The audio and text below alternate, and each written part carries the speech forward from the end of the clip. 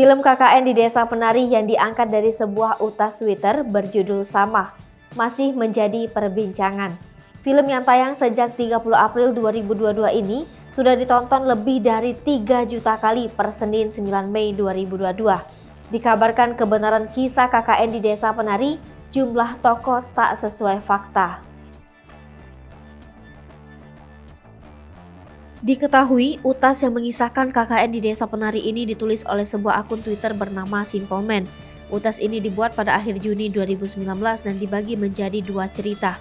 Kisah pertama menceritakan KKN di Desa Penari secara keseluruhan, sementara yang kedua berdasarkan sudut pandang tokoh bernama Nur.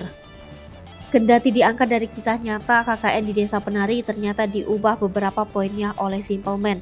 Hal ini disampaikan Simple Man pada Agustus 2019 lalu saat ia mengklarifikasi kisah tersebut dalam sebuah video yang diunggah di kanal YouTube Raditya Dika.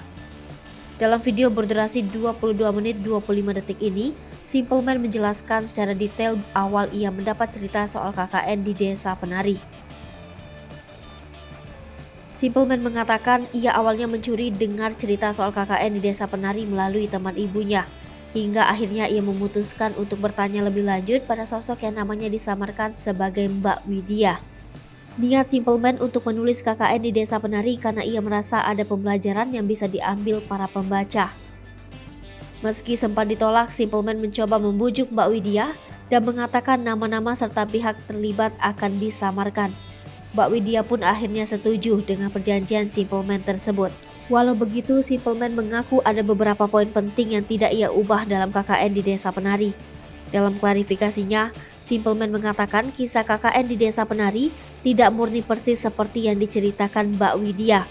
Di kisah yang ditulis Simple Man, tokoh utama KKN di Desa Penari hanya 6 orang, yakni Widya, Nur, Ayu, Bima, Anton, serta Wahyu.